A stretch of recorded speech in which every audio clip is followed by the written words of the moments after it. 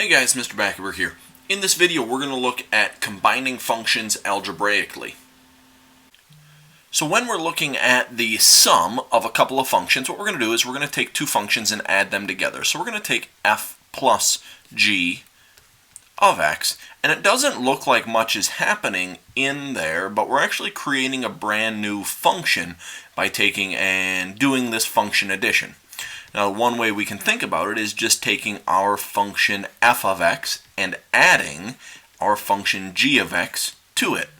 And then what we end up doing is just combining any like terms if we're able to.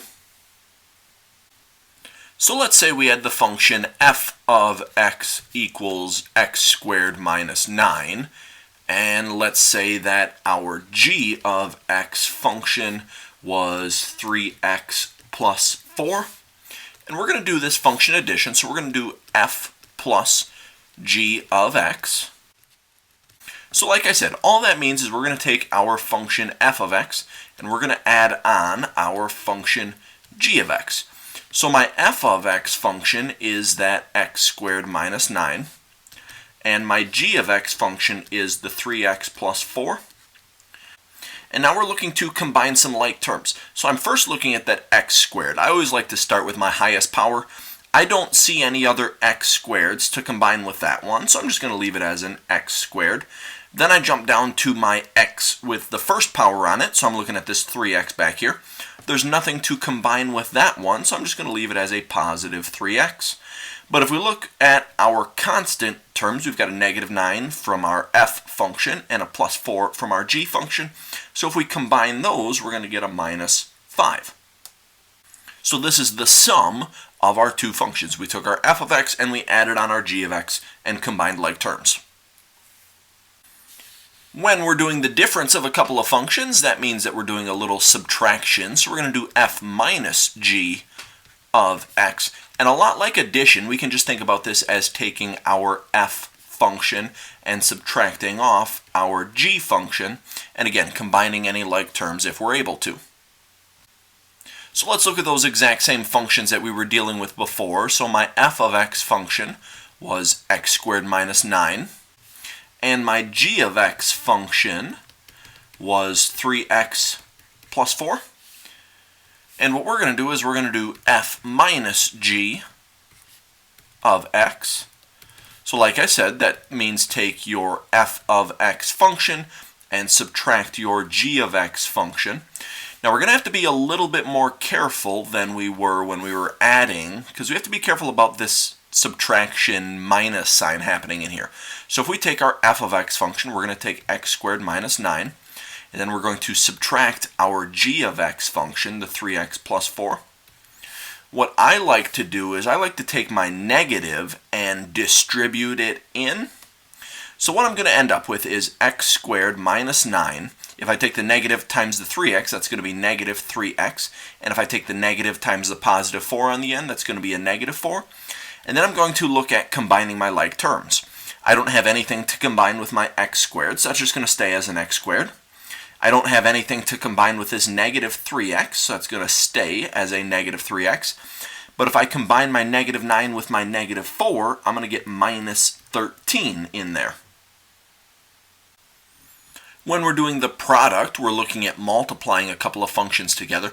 So if we want to do f times g of x, then just like we've been doing, we're going to think about it as taking our f of x function and multiplying it by our g of x function.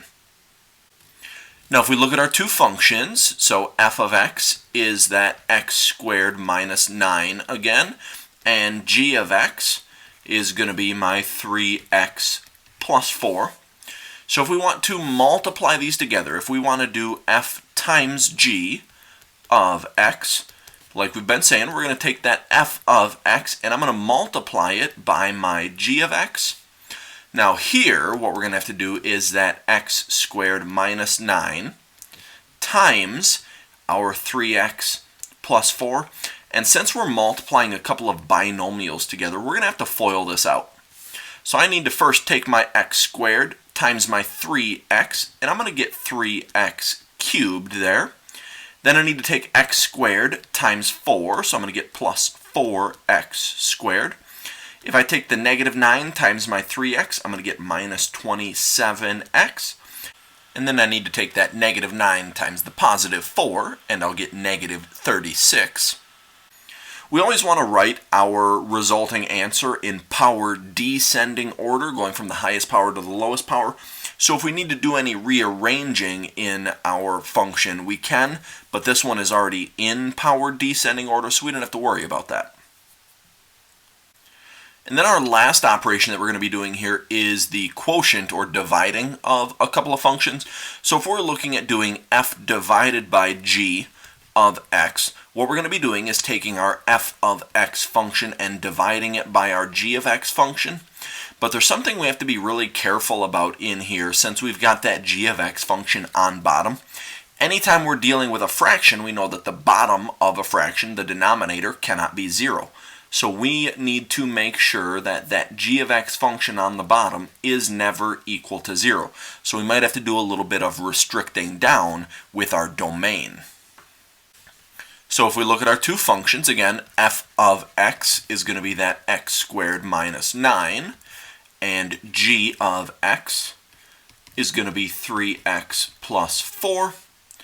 So if I'm going to do f divided by g of x, I'm going to take my f of x function and put it on the top of a fraction, and I'm going to take my g of x function and put it on the bottom of my fraction. So across the top, I'm going to have x squared minus 9, and on the bottom, I'm going to have 3x plus 4. But anytime we're dealing with this fraction, we need to restrict down that domain. So we need to make sure that the denominator, what's on the bottom of the fraction, is not equal to 0. So here I'm going to subtract the 4 over to the other side, so I'll get 3x cannot equal negative 4. And then I'm going to divide by my 3. So my x value in here cannot equal negative 4/3. Because if it did, then we'd get 0 on the bottom of the fraction, which is bad. So we're just excluding that value from our domain. That's going to be it for this video. Thanks for watching.